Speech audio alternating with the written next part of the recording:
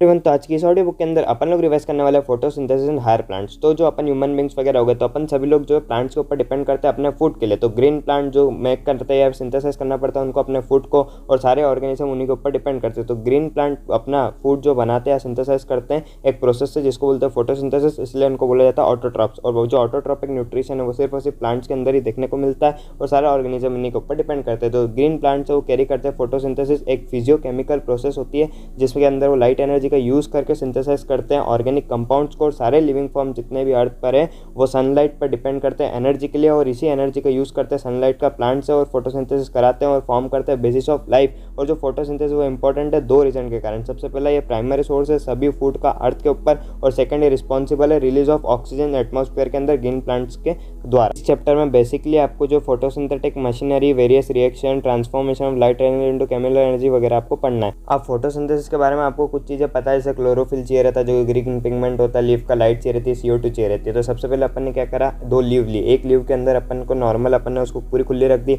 और एक लीव के अंदर अपन ने जो ब्लैक पेपर से ढक दी। तो फिर उसके बाद थोड़े टाइम बाद अपन ने देखा तो स्टार्च की प्रेजेंस उनके ग्रीन पार्ट्स के ऊपर ही अपने को देखने को मिली। जहाँ पर ब्लैक कवर कर दिया था वहाँ पर स्टार्च अपने को देखने को नहीं मिला। तो इससे ये बात क्लियर हो जाती है कि जो प्रेजेंस ऑफ लाइट जो है लीव का वो बहुत ही ज़्यादा जरूरी है। अब एक और एक्सपेरिमेंट करा था कि CO2 आखिर क्यों इंपॉर्टेंट है। के लिए जो एक लीव को जो इनक्लोज कर दिया था टेस्ट ट्यूब के अंदर, जिसके अंदर कुछ KOH रखा था, सोक्ड कॉटन रखी थी जो कि एब्जॉर्ब करती थी CO2 की, और अदर को जो है वो अपन ने एक्सपोज कर दिया था एयर की तरफ। अभी सेटअप को जो लाइट के अंदर कुछ टाइम तक रखा गया। तो टेस्टिंग ये जो करी, जो प्रेजेंस जो स्टार की आई दोनों पार्ट्स ऑफ लीफ में, तो उसमें जो एक्सपोज पार्ट था सनलाइट की तरफ, उसके अंदर जो लीफ है ना वो टेस्टेड हो गई पॉजिटिव स्टार्च के लिए, लेकिन जो पोर्शन जो ट्यूब के अंदर अपन ने रखा था वो नेगेटिव हो गया। तो इससे पता चल गया कि अपने को CO2 बहुत ज़्यादा रिक्वायरमेंट होती है। अर्ली एक्सपेरिमेंट्स के बारे में, तो ये इंटरेस्टिंग है लर्न करने के लिए। जो सिंपल एक्सपेरिमेंट है लेकिन उन्होंने ग्रेजुअल डेवलपमेंट कर दिया अंडरस्टैंडिंग ऑफ फोटोसिंथेसिस के लिए। सबसे पहले आते जोसेफ प्रिस्ले, जिन्होंने 1733 से 1804 तक करा था। 1770 में उन्होंने परफॉर्म करा सीरीज ऑफ एक्सपेरिमेंट,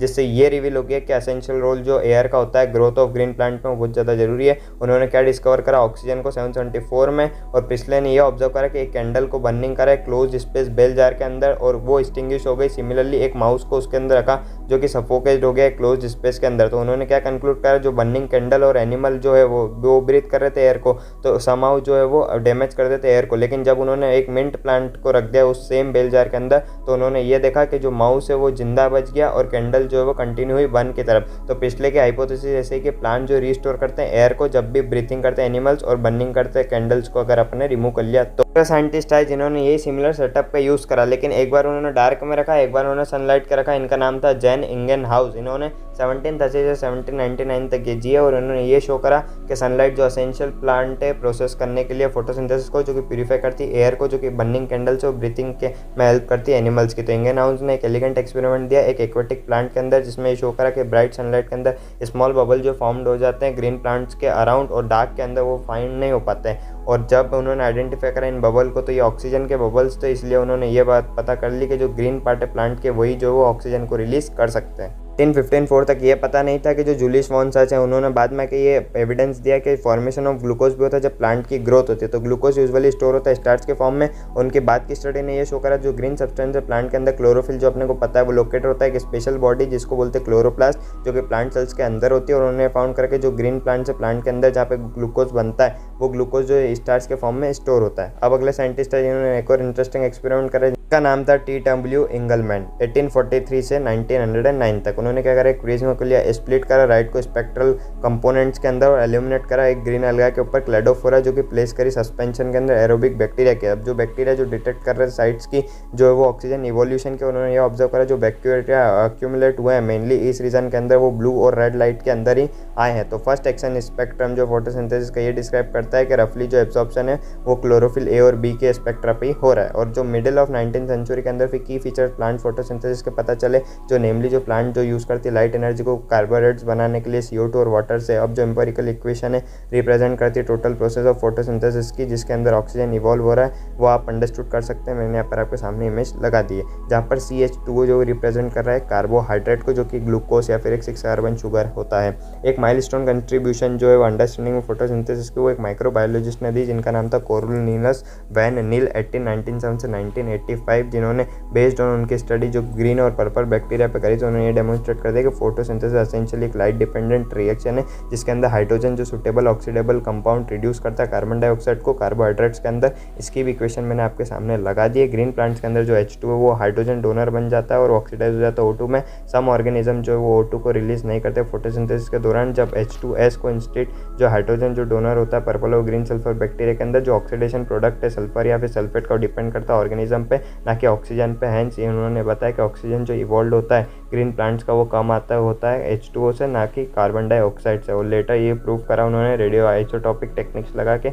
इसकी भी करेक्ट इक्वेशन मैंने आपके स्क्रीन पर लगा दी है। यहाँ पर जो C6H12O6 है वो ग्लूकोज को रिप्रेजेंट कर रहा है, ऑक्सीजन जो रिलीज हो गया वाटर से, इसलिए इसने प्रूव कर दिया यूजिंग रेडियो आइसोटॉप टेक्निक्स। अब ये जो सिंगल रिएक्शन के लिए नहीं होता, एक डिस्क्रिप्शन होता है मल्टी स्टेप प्रोसेस का, जिसको बोल देते हैं अपन फोटोसिंथेसिस। अगले टॉपिक की बात करते हैं, where does photosynthesis take place. तो आपका आंसर होगा यस, ग्रीन लीफ के अंदर होता है, क्लोरोप्लास्ट के अंदर, जो कि आपने चैप्टर 8 के अंदर पहले से पढ़ रखा है। और डेफिनेटली राइट, फोटोसिंथेसिस कहाँ पे होता है, ग्रीन लीफ के अंदर प्लांट में, लेकिन ऑल्सो ग्रीन पार्ट्स में भी होता है प्लांट के। जैसे आप रिकलेक्ट करते हो प्रीवियस यूनिट से, मेसोफिल सेल्स हो गए लीव्स के अंदर, उनके पास लार्ज नंबर ऑफ क्लोरोप्लास्ट होते हैं। तो यूजुअली जो क्लोरोप्लास्ट है ना वो अलाइन कर लेते हैं उनको एक वॉल में मेसोफिल सेल्स की, और उससे जो है वो ऑप्टिमम क्वांटिटी उनको इंसिडेंट लाइट की ताकि मिल सके। अब आपने जो चैप्टर 8 के अंदर वो भी पढ़ा कि जो क्लोरोप्लास्ट के अंदर जो है मेम्ब्रेनस सिस्टम होता है, जिसके अंदर ग्राना होता है, स्ट्रोमा लेमले होता है, मैट्रिक्स होता है, एक क्लियर डिवीजन होता है लेबर का। क्लोरोप्लास्ट के अंदर जो मेम्ब्रेन सिस्टम है वो रिस्पॉन्सिबल होता है ट्रैपिंग करने के लिए लाइट एनर्जी के लिए, जो कि सिंथेसिस करवाता है एटीपी और एनएडीपीएच की। स्ट्रोमा के अंदर जो एंजाइमेटिक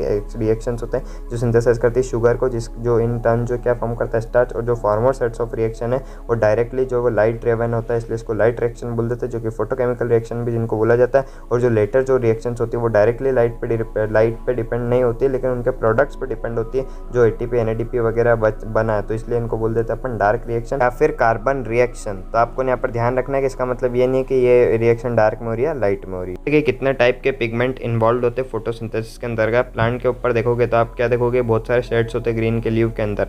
तो अपन एक आंसर के लिए देखें तो जो सेपरेट करते हैं लीफ पिगमेंट्स को किसी भी ग्रीन प्लांट के अंदर पेपर क्रोमेटोग्राफी पे, तो एक जो क्रोमेटोग्राफिक सेपरेशन आता है लीफ पिगमेंट का, तो उसमें अपने को जो कलर्स देखने को मिलते हैं, लेकिन सिर्फ सिंगल पिगमेंट के कारण नहीं, 4 अलग अलग पिगमेंट्स के कारण। सबसे पहला क्लोरोफिल ए, जिसके कारण ब्राइट और ब्लू ग्रीन आता है, जो कि क्रोमेटोग्राम पे आपको देखने को मिल जाएगा। सेकंड आता है क्लोरोफिल बी, जो कि येलो ग्रीन होता है। थर्ड आता है ज़ैंथेनोफिल्स, जो कि येलो होता है। फोर्थ होता है कैरोटीनॉइड्स, जो कि येलो से येलो ऑरेंज होते हैं। तो अपन इन पिगमेंट्स का वेरियस रोल समझते हैं फोटोसिंथेसिस के अंदर। तो ये जो पिगमेंट्स है वो एब्जॉर्ब करते हैं लाइट को स्पेसिफिक वेवलेंथ पर, और इनकी जो ग्राफ में आपको दे रहा हूँ तीनों, इनको एक एक बार आप देख लेना, जो एब्जॉर्ब करते हैं डिफरेंट वेवलेंथ की लाइट को। और ये आप फेमिलियर होंगे कि जो वेवलेंथ जो विजिबल स्पेक्ट्रम की होती है लाइट की, उनको अपन विबग्योर बोलते हैं। अब सबसे पहले आप ग्राफ देखना जो 13.13a है, इससे आप डिटरमाइन कर लोगे कि जो वेवलेंथ है कलर ऑफ लाइट के, जिसके ऊपर क्लोरोफिल जो है वो मैक्सिमम एब्जॉर्प्शन बताता है, और इससे ही जो अनदर एब्जॉर्प्शन की जो पीक अपने को वेवलेंथ की देखने को मिल जाती है।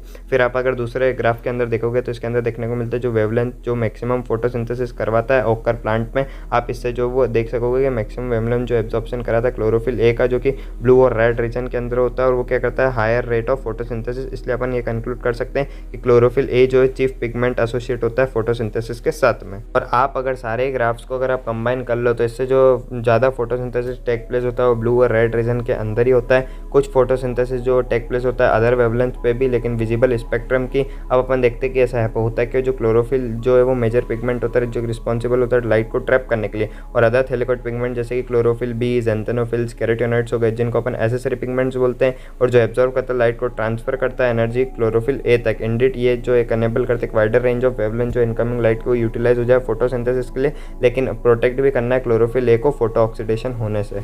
अब अपन बात करते हैं what is light reaction. Light reaction एक फोटोकेमिकल फेज होता है जो इसके अंदर लाइट का एब्जॉर्प्शन होता है, वाटर की स्प्लिटिंग होती है, ऑक्सीजन रिलीज होता है, फॉर्मेशन होता है high energy chemical intermediates ATP और एनएडीपीएच का। कुछ प्रोटीन्स कॉम्प्लेक्स इसके अंदर इन्वॉल्व होते हैं, जो पिगमेंट जो ऑर्गेनाइज होते हैं 2 discrete photochemical light harvesting systems के अंदर, जो कि होता है फोटो सिस्टम 1 और फोटो सिस्टम 2। तो इनको सिक्वेंस में नाम करा, इनकी डिस्कवरी के इनके फंक्शन के आधार पर नहीं करा है। जो लाइट हार्वेस्टिंग सिस्टम है वो मेड होता है 100 ऑफ पिगमेंट्स मॉलिक्यूल के, जो कि बाउंड होते हैं प्रोटीन को, और हर एक फोटो सिस्टम के पास सारे सारे पिगमेंट होते हैं, लेकिन except one molecule of chlorophyll a जो कि फॉर्म करता है लाइट हार्वेस्टिंग सिस्टम को, जिसको अपन बोलते हैं एंटीना। अब ये जो पिगमेंट है वो क्या में हेल्प करते हैं फोटोसिंथेसिस मोर एफिशिएंट बन जाए bye absorbing different wavelengths of light. अब ये जो सिंगल क्लोरोफिल ए का जो मॉलिक्यूल है वो जो रिएक्शन सेंटर बनाता है, इसलिए उनके अंदर नहीं होता है। अब जो रिएक्शन सेंटर वो डिफरेंट होता है दोनों फोटो सिस्टम के अंदर। जो फोटो सिस्टम 1 है उसके अंदर जो क्लोरोफिल ए की जो एब्जॉर्प्शन पीक है वो 700 न्यूटन मीटर या फिर बोल सकते हो आप P700 होती है, और फोटो सिस्टम सेकंड के अंदर ये मैक्सिमम होती है 680 न्यूटन मीटर, इसलिए आप इसको P680 बोल सकते हो। अपन बात करते हैं दी इलेक्ट्रॉन ट्रांसपोर्ट की। जो फोटो सिस्टम सेकंड है वहाँ पे जो रिएक्शन सेंटर है वहाँ पे क्या करता है, क्लोरोफिल ए एब्जॉर्ब करता है 680 न्यूटन मीटर की वेवलेंथ की रेड लाइट की,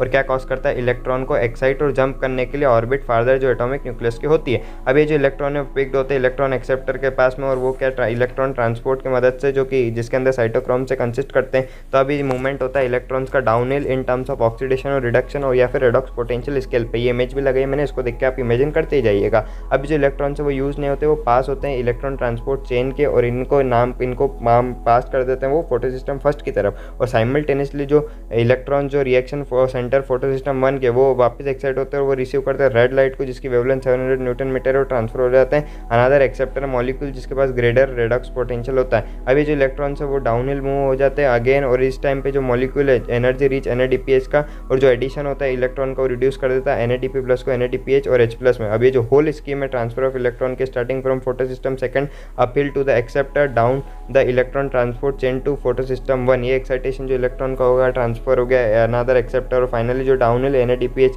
DP+ के पास रिड्यूस हो गया NADPH प्लस और H+ के अंदर। तो इसी को अपन जेड स्कीम बोलते थे कि जिगजैग पैटर्न में बनता है इसकी कैरेक्टरिस्टिक शेप के कारण, और ये जो शेप जो फॉर्म हुआ जब सारे कैरियर प्लेस्ड हो गए एक सीक्वेंस के अंदर रेडॉक्स पोटेंशियल स्केल पर। अब अपन बात करते हैं स्प्लिटिंग ऑफ वाटर की। तो जो फोटो सिस्टम 2 वो सप्लाई करता है इलेक्ट्रॉन्स को कंटिन्यूसली। अब ये जो इलेक्ट्रॉन जो मूव हो रहा है फोटो सिस्टम 2 से उसको रिप्लेस करना रहता है, तो ये अचीव होता है जब इलेक्ट्रॉन्स अवेलेबल हो पाए, जब अपन स्प्लिट कर दे वाटर की। तो यही जो स्प्लिटिंग ऑफ वाटर है वो एसोसिएट होती है फोटो सिस्टम 2 की, जहाँ पे वाटर स्प्लिट होता है 2H+ और O के अंदर इलेक्ट्रॉन क्या करता है, क्रिएट करता है ऑक्सीजन को, और जो नेट प्रोडक्ट्स होते हैं फोटोसिंथेसिस के वो इलेक्ट्रॉन जो रिप्लेस कर देता है, जो कि रिमूव हो जाते हैं फोटो सिस्टम 1 से, और प्रोवाइड कर देता है वापस फोटो सिस्टम सेकंड को। तो अपने को ये समझना पड़ेगा कि जो वाटर स्प्लिटिंग कॉम्प्लेक्स है वो एसोसिएट होता है फोटो सिस्टम 2 के साथ में, जो कि इटसेल्फ एक फिजिकली लोकेटेड होता है inner side of the membrane of thylakoid के अंदर। इसके बाद जो प्रोटॉन्स है वो तो ल्यूमेन के अंदर रिलीज हो जाएंगे, और जो ऑक्सीजन है वो outer side of the membrane release हो जाएंगे। अपन बात करते हैं cyclic and non cycling photophosphorylation की। जो लिविंग ऑर्गेनिज्म है उनके पास कैपेबिलिटी होती है एक्टिंग एनर्जी की एक्साइडेबल सब्सटेंसेस से, और स्टोर कर सकते हैं in the form of bond energy. तो स्पेशल सब्सटेंस जैसे कि हो गया ATP, तो वो कैरी करता है एनर्जी केमिकल बॉन्ड्स के फॉर्म में। अभी जो प्रोसेस है जिसका है ये ATP सिंथेसाइज होता है सेल से माइटोकॉन्ड्रिया के अंदर और क्लोरोप्लास्ट के अंदर, इसलिए इसको बोल देते हैं फॉस्फोराइलेशन। और जो फोटोफॉस्फोराइलेशन है उसका क्या मतलब होता है, सिंथेसिस ऑफ ATP ADP और inorganic phosphates in the presence of light. अब जो दो फोटो सिस्टम चल रहे हैं जो सीरीज में वर्क करते हैं, सबसे पहले फोटो सिस्टम सेकंड फिर फोटो सिस्टम 1, एक प्रोसेस के अंदर जिसको बोलते हैं नॉन साइक्लिक फोटोफॉस्फोराइलेशन। अभी जो दोनों फोटो सिस्टम है वो कनेक्टेड होते हैं एक इलेक्ट्रॉन ट्रांसपोर्ट चेन से, जो अपन ने पहले देखा था जेड स्कीम के अंदर। दोनों ही जो ATP और NADPH है वो सिंथेसाइज होते हैं इस काइंड के इलेक्ट्रॉन फ्लो से। जब सिर्फ फोटो सिस्टम 1 ही फंक्शनल होगा ना, तो जो इलेक्ट्रॉन सर्कुलेट हो रहे हैं फोटो सिस्टम के अंदर फॉस्फोराइलेशन के अंदर, तो वो साइक्लिक फ्लो के कारण होगा। तो इसलिए जो पॉसिबल जो लोकेशन है इसके लिए वो होगी स्ट्रोमा लेमेले, और जो मेम्ब्रेन होती है लेमेले की ग्राना की उसके पास दोनों होते हैं, फोटो सिस्टम 1 भी होता है फोटो सिस्टम सेकंड भी होता है, और स्ट्रोमा लेमेले जो है वो लेक करता है फोटो सिस्टम सेकंड को as well as NADP reductase enzyme के अंदर। अब जो एक्साइटेड इलेक्ट्रॉन है वो पास नहीं कर पाता NADP को, लेकिन वो साइकिल बैक कर देता है फोटो सिस्टम 1 के अंदर इलेक्ट्रॉन ट्रांसपोर्ट चेन की मदद से। तो इसलिए जो साइक्लिक फ्लो है वो सिर्फ रिजल्ट करता है सिंथेसिस ATP के, NADP और H का सिंथेसिस नहीं होता है। और जो साइक्लिक फॉस्फोराइलेशन होता है वो ओकर होता है सिर्फ जब लाइट जो वेवलेंथ होगी वो 680 नैनोमीटर से बियॉन्ड होगी, अवेलेबल होगी एक्साइटेशन के लिए। अब अपन बात करते हैं कीमियो ऑस्मोटिक हाइपोथेसिस के बारे में। तो अब अपन अंडरस्टैंड करते हैं कि कैसे आखिर ATP जो सिंथेसाइज होती है क्लोरोप्लास्ट के अंदर। तो जो कीमियो ऑस्मोटिक हाइपोथेसिस है उसको पुट फॉरवर्ड करा था, जो एक्सप्लेन करा था इसी का मैकेनिज्म। जैसे रेस्पिरेशन होता है, जो फोटोसिंथेसिस वैसे ही होती है, तो ATP सिंथेसिस जो लिंक्ड होती है development of proton gradient across membrane. अब इस टाइम पे जो है ना वो मेम्ब्रेन जो थैलेकॉइड की होती है। अब जो एक डिफरेंस है, इधर जो प्रोटॉन का जो एक्यूमुलेशन होता है ना इनसाइड ऑफ द मेम्ब्रेन होता है ल्यूमेन के अंदर। अब रेस्पिरेशन के अंदर जो प्रोटॉन्स जो एक्यूमुलेट होते हैं ना वो इंटरमीडिएट स्पेस में होते हैं माइटोकॉन्ड्रिया के। जब इलेक्ट्रॉन मूव करते हैं ट्रांसपोर्ट सिस्टम के अंदर। तो अब अपन अंडरस्टैंड करते हैं कि क्या कॉज होता है जिस कारण से प्रोटॉन ग्रेडियंट बनती है मेम्ब्रेन के अंदर। तो अपने को ये कंसिडर करना पड़ेगा ये प्रोसेस जो वो टेक कर रही है, जो एक्टिवेशन ऑफ इलेक्ट्रॉन हो रहा है, ट्रांसपोर्ट हो रहा है, डिटरमाइन करने के लिए इन स्टेप्स को जो कि करता है प्रोटॉन ग्रेडियंट का डेवलपमेंट। तो सबसे पहले स्प्लिटिंग ऑफ वाटर होती है जिसके अंदर मॉलिक्यूल्स टेक प्लेस होते हैं inner side of the membrane के अंदर। जो प्रोटॉन्स या फिर हाइड्रोजन आयंस है जो प्रोड्यूस होते हैं स्प्लिटिंग वाटर से, वो एक्यूमुलेट हो जाते हैं ल्यूमेन ऑफ द थैलेकॉइड्स के अंदर। उसके बाद सेकंड स्टेप ये होती है कि जो इलेक्ट्रॉन जो मूव कर जाते हैं फोटो सिस्टम से, जो प्रोटॉन जो ट्रांसपोर्ट हो जाता है मेम्ब्रेन्स के अक्रॉस, क्योंकि ये अपन इसलिए होता है क्योंकि जो प्राइमरी एक्सेप्टर इलेक्ट्रॉन का जो लोकेटेड है वो इन टुवर्ड्स से outer side of the membrane और ट्रांसफर करता है इलेक्ट्रॉन, लेकिन इलेक्ट्रॉन कैरियर को नहीं, हाइड्रोजन कैरियर को। तो इसलिए इस मॉलिक्यूल को जो रिमूव कर देते हैं प्रोटॉन से स्ट्रोमा, जबकि जो दूसरा जो है वो ट्रांसपोर्ट करता है इलेक्ट्रॉन को। जब ये मॉलिक्यूल पास हो जाता है इलेक्ट्रॉन से इलेक्ट्रॉन कैरियर की तरफ inner side of the membrane, अब ये जो प्रोटॉन है वो रिलीज हो जाता है inner side of the membrane या फिर ल्यूमेन ऑफ द मेम्ब्रेन की तरफ। तो अब अपन बात करते हैं अगली स्टेप पे सी पर। तो जो NADP रिडक्टेस एंजाइम है वो लोकेट होता है स्ट्रोमा की साइड पे मेम्ब्रेन की। तो इलेक्ट्रॉन्स के साथ में जो कम आते हैं एक्सेप्टर के फोटो सिस्टम 1 की, और जो प्रोटॉन्स है वो नेसेसरी होते हैं रिडक्शन के NADP को NADPH+ के अंदर रिडक्ट करने के लिए, और जो प्रोटॉन्स है वो रिमूव हो जाते हैं स्ट्रोमा से। तो इसलिए जो विद इन क्लोरोप्लास्ट जो प्रोटॉन जो स्ट्रोमा के अंदर डिक्रीज हो जाते हैं नंबर में, और जो ल्यूमन होता है वो एक्यूमुलेट कर लेता है प्रोटॉन को। इस कारण से प्रोटॉन की ग्रेडियंट बन जाती है अक्रॉस थैलेकॉइड मेम्ब्रेन और मेजरेबल होती है, जो डिक्रीज हो जाती है pH में ल्यूमेन के अंदर भी। आखिर अपन इतना इंटरेस्ट क्यों ले रहे हैं एक प्रोटॉन ग्रेडियंट पे? तो यही ग्रेडियंट इंपॉर्टेंट है क्योंकि यही ब्रेक डाउन होता है और लीड करता है सिंथेसिस ATP की। अभी जो ग्रेडियंट है वो ब्रोकन डाउन होता है क्योंकि मूवमेंट होता है प्रोटॉन का across membrane of the stroma, कहीं से through trans membrane channel CF0 of the ATP synthase. मैंने यहाँ पे आपके सामने भी पिक्चर लगा दिया तो इसको आप इमेजिन करते हुए चलिएगा। अभी जो ATP सिंथेस एंजाइम है वो क्या करता है, दो पार्ट का होता है। एक पार्ट होता है उसका CF0 जो कि इम्बेंट होता है थैलेकॉइड मेम्ब्रेन के अंदर, वो फॉर्म करता है ट्रांस मेम्ब्रेन चैनल जो कि कैरिड आउट करती है फैसिलिटेट डिफ्यूजन प्रोटॉन्स का अक्रॉस मेम्ब्रेन। और जो आउटर पोर्शन है उसको बोलते हैं CF1 जो कि प्रोट्रूड करती है outer surface of the thylakoid membrane पे on the sides of faces of stroma. अब जो ब्रेक डाउन हुआ है ग्रेडियंट का वो क्या करता है, इनफ एनर्जी प्रोवाइड कर देता है, कन्फर्मेशनल चेंज कर देता है CF1 पार्टिकल ATP सिंथेस के, जो कि एंजाइम को सिंथेसाइज करने के योग्य बनाती है several molecules of energy packed ATP। अब जो कीमियोऑस्मोसिस है उसको रिक्वायर करती है एक मेम्ब्रेन, एक प्रोटॉन पंप, एक प्रोटॉन ग्रेडियंट और एक ATP सिंथेस। तो एनर्जी जो यूज करते हैं पंप करने के लिए प्रोटॉन्स को मेम्ब्रेन के अक्रॉस, तो इससे क्या होता है क्रिएट होता है ग्रेडियंट और हाई कंसंट्रेशन प्रोटॉन जो कि थैलेकॉइड ल्यूमेन के अंदर आ जाए। तो ATP सिंथेस उसके पास क्या होता है, चैनल होता है डिफ्यूजन का जो कि प्रोटॉन को ब्रेक अक्रॉस द मेम्ब्रेन चलाता है और जो रिलीज करता है enough energy to activate ATP synthase enzyme जो कि क्या करता है कैटेलाइज करता है और फॉर्मेशन करवाता है ATP का। और जो अलोंग जो NADPH जो प्रोड्यूस होता है मूवमेंट ऑफ इलेक्ट्रॉन के, तो जो ATP जो है ना वो इमीडिएटली यूज कर लेते हैं, बायोसिंथेटिक रिएक्शन इसके अंदर हो जाती है स्ट्रोमा के अंदर,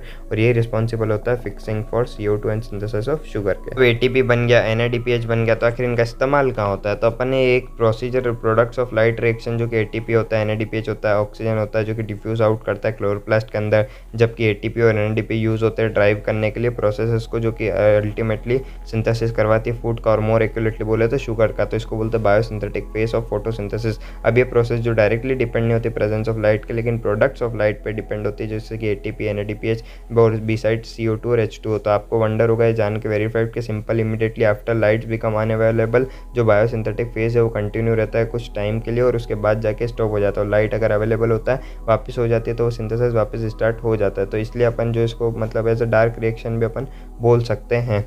तो जो ATP और NADPH है वो यूज होती है बायोसिंथेटिक फेज के अंदर। अपन अर्लियर देखा कि जो CO2 कंबाइंड होता है H2O के साथ और क्या प्रोड्यूस करता है CH2N मतलब कार्बोहाइड्रेट या फिर शुगर प्रोड्यूस करता है। तो इंटेस्ट जो इंटरेस्ट ले रहे थे कि फाइंड आउट करने के लिए रिएक्शन जो प्रोसीड कर रही है, तो फर्स्ट प्रोडक्ट जो फॉर्म और क्या हो रहा है, अगर अपन CO2 को रिएक्शन के अंदर ले रहे हैं या फिर फिक्स ही कर दिया कि CO2 ही लेना है, तो जस्ट आफ्टर जब वर्ल्ड वॉर 2 हुई तो उसके बाद सर्वल एफर्ट करे और रेडियो एक्टिव आइसोटॉप्स का यूज़ करा बेनिफिशियल तरीके से। मेल्विन केल्विन ने एग्जाम्पलरी के लिए, तो उन्होंने क्या करा कि रेडियो एक्टिव C14 को लिया अलगल फोटोसिंथेसिस स्टडी के अंदर, और उनसे क्या डिस्कवरी हो गई फर्स्ट CO2 फिक्सेशन प्रोडक्ट की, जो कि 3 कार्बन ऑर्गेनिक एसिड था, जिससे क्या कंट्रीब्यूट हुआ वर्किंग आउट साइकिल एक बायोसिंथेटिक पाथवे का पूरा, और इसने क्या इसको क्या बोलते हैं अपन ने, केल्विन साइकिल। अब ये जो फर्स्ट प्रोडक्ट है वो क्या था, 3-फॉस्फोग्लिसरिक एसिड या फिर शॉर्ट में आप बोल सकते हो पीजी। साइंटिस्ट को वापस ये फाइंड आउट करना था कि सभी प्लांट्स का उस पीजी ही होता है अपना फर्स्ट प्रोडक्ट की तरह, कार्बन डाइऑक्साइड फिक्सेशन का या फिर कुछ अदर प्रोडक्ट भी फॉर्म्ड होते हैं। तो एक्सपेरिमेंट कंडक्ट हुए वाइड रेंज ऑफ प्लांट्स, जिससे क्या डिस्कवरी हो गई कि जो फर्स्ट स्टेबल प्रोडक्ट है CO2 फिक्सेशन का वॉज एक और जो ऑर्गेनिक एसिड होता है, लेकिन एक के पास जो कार्क आइटम्स भी हो सकते हैं, 4 कार्बन आइटम्स भी हो सकते हैं। तो इस एसिड को अपन ने बोल दिया ऑक्जेलो एसिटिक एसिड OA। तो सिंस जो CO2 एसिमुलेशन होता है फोटोसिंथेसिस में, वो जो 2 मेन टाइप्स में होता है। जो प्लांट जिसका फर्स्ट प्रोडक्ट जो CO2 फिक्सेशन का वो C3 एसिड PG है और उसके लिए C3 पाथवे, और जिसके अंदर फर्स्ट स्टेबल प्रोडक्ट 4 कार्बन का मतलब ऑक्जेलो एसिटिक एसिड है, उसके लिए C4 पाथवे। तो ये 2 ग्रुप बन गए प्लांट के, जो कि एसोसिएट कैरेक्टर बता रहे थे। अपन बात करते हैं प्राइमरी एक्सेप्टर ऑफ CO2। तो अपन एक क्वेश्चन आस्क करते हैं कि जो साइंटिस्ट है उन्होंने स्ट्रगलिंग करा अंडरस्टैंड करने को डार्क रिएक्शन के लिए कि आखिर कितने कार्बन एटम्स मॉलिक्यूल जो वो CO2 एक्सेप्ट करेगा, कितने 3 कार्बन ऑफ PAGA बनाने के लिए। तो ये स्टडीज़ बहुत ही अनएक्सपेक्टेडली ये शो करा कि जो एक्सेप्टर मॉलिक्यूल है वो 5 carbon keto sugar ribulose biphosphate RUBP थी। तो आपने क्या सोचा था इस पॉसिबिलिटी वाले में? तो साइंटिस्ट ने ये भी चीज़ देखी, लॉन्ग टाइम तक कंडक्ट करा एक्सपेरिमेंट और इस कंक्लूजन पे पहुंचे कि उन्होंने भी ये बिलीव करा कि जो फर्स्ट प्रोडक्ट है C3 एसिड का, वो प्राइमरी एक्सेप्टर जो 2 कार्बन कंपाउंड होगा। उन्होंने मेनी ईयर्स स्पेंड करा, उन्होंने आइडेंटिफाई करने की कोशिश करी है 2 कार्बन कंपाउंड, लेकिन उन्होंने फिर बाद में डिस्कवर कर लिया 5 कार्बन RUBP। अपन बात करते हैं दी केल्विन साइकिल की। तो केल्विन और उनके कोवर्कर्स ने वर्क करा एक होल पाथवे पर, शो करा कि जो पाथवे जो ऑपरेट होता है साइक्लिक मैनर के अंदर, तो जो RUBP है वो वापस रीजनरेट हो जाता है। तो अब केल्विन का पाथवे जो ऑपरेट होता है जहाँ से शुगर सिंथेसाइज हो जाती है। तो अब आउटसाइड अपन बहुत क्लियर करते हैं कि केल्विन पाथवे जो वो सारे फोटोसिंथेटिक प्लांट के अंदर होती है। इससे मतलब नहीं है कि वो C3 या फिर C4 है। तो अब अपन केल्विन साइकिल को 3 स्टेज के अंदर पढ़ेंगे, कार्बोक्सिलेशन, रिडक्शन, रीजनरेशन। आप इमेज को देखते चलिएगा। जो कार्बोक्सिलेशन में जो फिक्सेशन होता है CO2 का स्टेबल ऑर्गेनिक इंटरमीडिएट के अंदर, कार्बोक्सिलेशन मोस्ट क्रूशियल स्टेप होती है केल्विन साइकिल की, जहाँ पर CO2 यूटिलाइज होता है कार्बोक्सिलेशन ऑफ RUBP के लिए। अब ये जो रिएक्शन है वो कैटालाइज होती है एंजाइम से RUBP कार्बोक्सिलेज, जो कि क्या रिजल्ट करते हैं, formation of 2 molecules of 3PG है। इसलिए जो एंजाइम है उसके पास ऑक्सीजनेशन एक्टिविटी होती है, वो और करेक्ट अपन बोल सकते हैं कि RUBP कार्बोक्सिलेज ऑक्सीजनेस और रुबिस्को। ठीक है। फिर सेकंड स्टेप होती है रिडक्शन। ये सीरीज होती है रिएक्शंस की, जो कि फिर क्या लीड कर देती है, फॉर्मेशन ऑफ ग्लूकोज। अब इस स्टेप के अंदर इन्वॉल्व होता है यूटिलाइजेशन 2 मॉलिक्यूल्स ऑफ ATP का फॉस्फोराइलेशन के लिए, 2 NADPH रिडक्शन के लिए पर CO2 मॉलिक्यूल। अब जो फिक्सेशन है 6 मॉलिक्यूल्स ऑफ CO2 का और 6 टन्स होते हैं साइकिल के रिक्वायर्ड होते हैं formation of 1 molecule of glucose बनाने के लिए। 6 बार अपने को इस साइकिल को चलाना ही पड़ेगा। अब लास्ट स्टेप है रीजनरेशन। तो जो CO2 के एक्सेप्टर है RUBP का, वो क्रूशियल है। अगर साइकिल को अगर अपने कंटिन्यू करना है तो रीजनरेशन बहुत क्रूशियल है।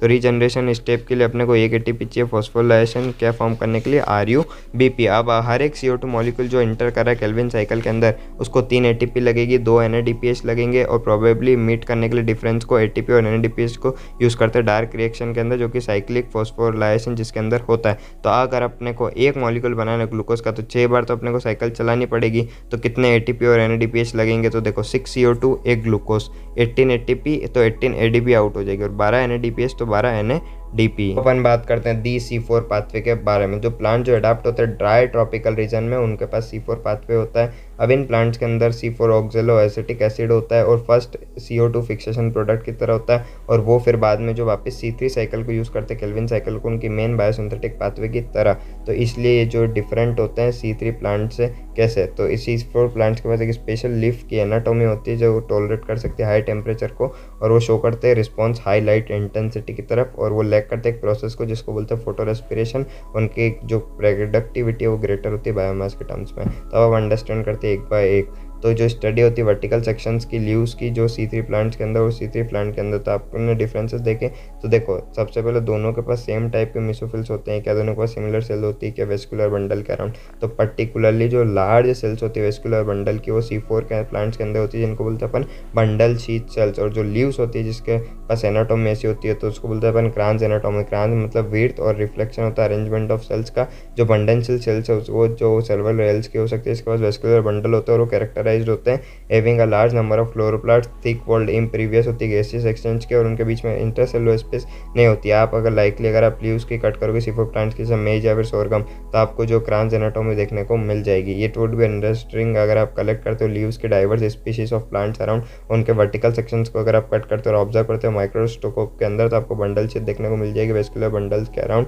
अभी जो प्रेजेंस होती है बंडल शीट की यही हेल्प करती है आपको आइडेंटिफाई करने के लिए C4 प्लांट को। अब C4 प्लांट्स का जो पाथवे अगर अपने को समझना है तो उसके लिए अपने को समझना पड़ेगा Hatch and Slack pathway. Primary CO2 acceptor होता है वो 3 कार्बन मॉलिक्यूल होता है फॉस्फिनॉल पाइरूवेट PEP और प्रेजेंट होता है मेसोफिल सेल्स में। अब जो एंजाइम रिस्पॉन्सिबल होता है फिक्सेशन के लिए वो होता है PEP कार्बोक्सिलेज या फिर पेपकेस भी आप इसको बोल सकते हो। अभी इंपॉर्टेंट है रजिस्टर करने के लिए जो मेसोफिल सेल है वो लेक करता है रुबिस्को एंजाइम को। अब जो C4 एसिड है वो OA फॉर्म्ड होता है मेसोफिल सेल्स के अंदर।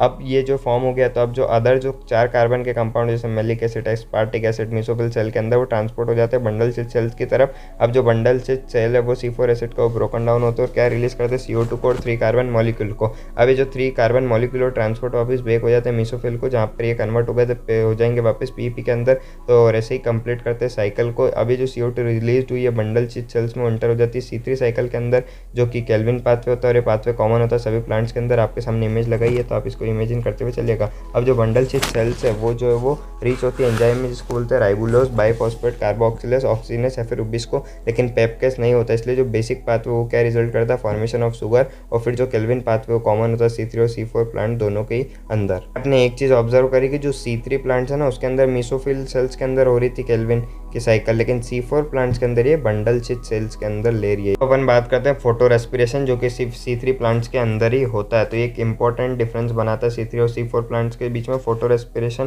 तो अगर अपने को अंडरस्टैंड करना तो लिटिल बिट अपने को फर्स्ट स्टेप जो केल्विन साइकिल की जो फर्स्ट CO2 फिक्सेशन स्टेप होती है जिसके अंदर रिएक्शन जब RuBP कंबाइन करता है CO2 के साथ और फॉर्म करता है 2 मॉलिक्यूल्स ऑफ 3PGA तो ये कैटेलाइज्ड होता है RuBisco एंजाइम के द्वारा। अब जो रुबिस्को एंजाइम है मोस्ट अबंडेंट एंजाइम होता है वर्ल्ड के अंदर, ये कैरेक्टराइज होता है एक फैक्ट से जो एक्टिव साइट जो बाइंड करती है CO2 और O2 को दोनों। रुबिस्को की जो है ना ग्रेटर एफिनिटी होती है CO2 को बाइंड करने के लिए जब CO2 और O2 दोनों ही चीज़ें इक्वली प्रेजेंट हो तो आप क्या हैपन करोगे कि मतलब बाइंडिंग जो है कॉम्पिटिटिव हो जाएगी। अगर ऐसा नहीं हुआ तो इसीलिए जो रिलेटिव कंसंट्रेशन ऑक्सीजन और CO2 का वो डिटरमाइन करता है कि कौन से दो जो बाइंड करेंगे एंजाइम को। अब C3 प्लांट के अंदर जो O2 जो है बाइंड नहीं करते रुबिस्को को, इसलिए CO2 फिक्सेशन जो डिक्रीज हो जाता है और इधर जो RuBP instead of being converted to 2 molecules of PGA वो बाइंड करता है O2 को और फॉर्म करता है एक मॉलिक्यूल फॉस्फोग्लाइसरेट का और phosphoglycerate 2 carbon in a pathway अपन बोल देते हैं फोटो रेस्पिरेशन। और जो फोटो रेस्पिरेटरी पाथवे होता है उसके अंदर सिंथेसिस नहीं होती शुगर की ना ही ATP की, वो रिजल्ट करता है में CO2 के रिलीज में यूटिलाइजेशन करता है ATP का। जो फोटो रेस्पिरेटरी पाथवे उसके अंदर सिंथेसिस नहीं होती ATP की और NADPH की। जो बायोलॉजिकल फंक्शन है फोटो रेस्पिरेशन के आज तक अपने को पता नहीं प्रॉपरली। अब C4 प्लांट्स के अंदर जो फोटो रेस्पिरेशन नहीं होता है क्योंकि उनके अंदर जो मैकेनिज्म होता है जो कि इंक्रीज कर देता है कंसंट्रेशन CO2 का एंजाइम साइट पे, तो जिस कारण से वो टेक प्लेस करता है जहाँ पर C4 का जो एसिड है मेसोफिल सेल का ब्रोकन डाउन हो जाता है बंडल शीट के अंदर रिलीज करता है CO2 को। अब ये क्या रिजल्ट करता है increasing intracellular concentration of CO2 और इन टर्न में ये क्या इंश्योर करता है कि जो रुबिस्को फंक्शन करता है as a carboxylase minimising oxygenase activity. अब इससे अपने को ये पता चल गया कि C4 के अंदर फोटो रेस्पिरेशन तो हो नहीं रहा है तो इनकी जो प्रोडक्टिविटी और यील्ड्स जो बेटर होगी क्योंकि ये टॉलरेट कर लेंगे हायर टेम्परेचर्स को भी। अब इसके बाद मैंने जो आपकी डिफरेंस है वो पूरा कंप्लीट करके मैंने आपकी स्क्रीन पे एक एक करके जो आधी आधी करके इमेजेस लगा रही है तो मैं ये पॉज करके आप लोग रीड कर लीजिएगा इंपॉर्टेंट है डिफरेंसेस। बात करते हैं फैक्टर्स अफेक्टिंग फोटोसिंथेसिस। अगर अपन अंडरस्टैंड करें फैक्टर जो फोटोसिंथेसिस को अफेक्ट करो नेसेसरी जो रेट ऑफ फोटोसिंथेसिस वो बहुत ही ज़्यादा इंपॉर्टेंट है अपने को यील्ड अगर डिटेक्ट करने किसी भी प्लांट की क्रॉप प्लांट्स वगैरह की। तो फोटोसिंथेसिस जो अंडर होता है इन्फ्लुएंस सर्वल फैक्टर्स के जो कि इंटरनल प्लांट के भी होता है एक्सटर्नल भी होता है। जो प्लांट के फैक्टर इंक्लूड करता है number size age orientation of leave mesophylls और क्लोरोप्लास्ट इंटरनल CO2 कंसंट्रेशन और अमाउंट ऑफ क्लोरोफिल।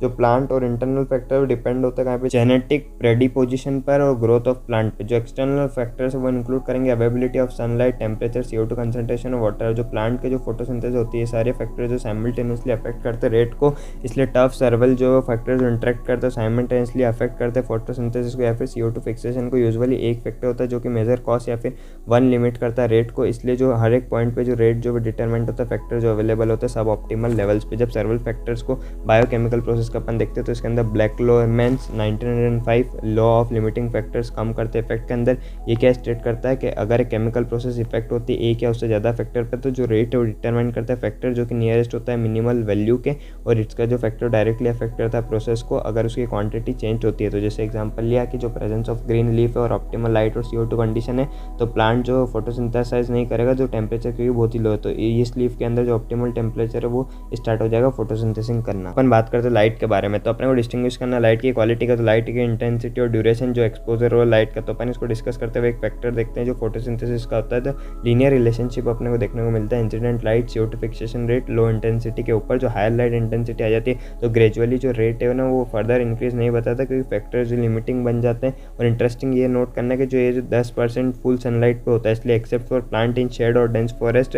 ये रेयरली एक लिमिटिंग फैक्टर नेचर का। तो इंक्रीज अगर हो जाएगा इंसिडेंट लाइट का बियॉन्ड द पॉइंट तो उस कारण से क्या हो जाएगा ब्रेकन डाउन हो सकता है क्लोरोफिल का और डिक्रीज कर देगा फोटोसिंथेसिस को। उसके बाद CO2 concentration carbon dioxide major limiting factor है फोटोसिंथेसिस का। अगर इसका कंसंट्रेशन बहुत ही लो है एटमॉस्फेयर के अंदर 0.03 से 0.04% और अगर इंक्रीज हो जाएगा कंसंट्रेशन में अप टू 0.05% तो कॉज कर देगा increase in CO2 fixation rate. और इस लेवल के बियॉन्ड जो प्लांट जो डैमेज हो जाएंगे लॉन्ग पीरियड के टाइम पे।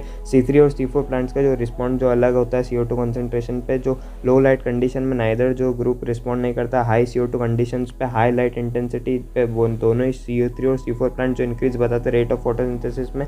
तो C4 प्लांट्स के लिए सेचुरेशन है 360 UL लीटर -1 और C3 प्लांट जो रिस्पॉन्ड करता है अप्रोक्सीमेटली कंसंट्रेशन और सेचुरेशन ओनली बियॉन्ड अपने को 450 के बाद ही देखने को मिलेगा। इसलिए जो अवेबिलिटी CO2 लेवल को लिमिटिंग होती है C3 के अंदर। द फैक्ट जो है वो C3 रिस्पॉन्ड करता है हायर CO2 कंसंट्रेशन पे जिससे इंक्रीजिंग रेट्स बता देता है फोटोसिंथेसिस की और लीडिंग करता है हायर प्रोडक्टिविटी पे। और ग्रीन हाउस क्रॉप जैसे कि टोमेटोज बेल पेपर के अंदर यूज़ करते हैं और ये अलाउ करता है grow carbon dioxide in rich atmosphere जो कि लीड करता है हायर यील्ड्स की। बात करते हैं टेम्परेचर के बारे में, तो जो डार्क रिएक्शन है वो एंजाइमेटिक होती है, टेम्परेचर कंट्रोल होती है। जो लाइट रिएक्शन हो टेम्परेचर सेंसिटिव होती है और अफेक्ट वो कम एक्सटेंट तक होती है। जो C4 प्लांट है वो रिस्पॉन्ड करते हैं हायर टेम्परेचर पे और हायर रेट ऑफ फोटोसिंथेसिस बताते हैं। लेकिन जो C3 प्लांट है वो लोअर टेम्परेचर ऑप्टिमम होते हैं। जो टेम्परेचर ऑप्टिमम जो फोटोसिंथेसिस और डिफरेंट प्लांट्स का हैबिटेट पे भी बहुत ज़्यादा डिपेंड करता है। ट्रॉपिकल प्लांट्स का जो हायर टेम्परेचर होता है देन जो प्लांट जो टेम्परेट क्लाइमेट्स के अंदर फाउंड होता है। अपन बात करते हैं पानी की, तो पानी एक रिएक्टेंट जो कि लाइट रिएक्शन का होता है। इफेक्ट वाटर का जो वो मोर थ्रू इफेक्ट प्लांट पे होता है, डायरेक्टली फोटोसिंथेसिस पे नहीं होता कि वाटर की स्ट्रेस हो जाएगी तो स्टोमेटा क्लोज हो जाएंगे और रिड्यूस कर देगा CO2 का अवेबिलिटी। और वाटर अगर कम हो लीव्स को विल्ट बना देगा, रिड्यूसिंग कर देगा सरफेस एरिया लीव्स का और उनकी मेटाबॉलिक एक्टिविटीज को भी रिड्यूस कर देगा। तो ये थी audio book. Thank you so much. कैसी लगी मुझे कमेंट्स में जरूर बताइए।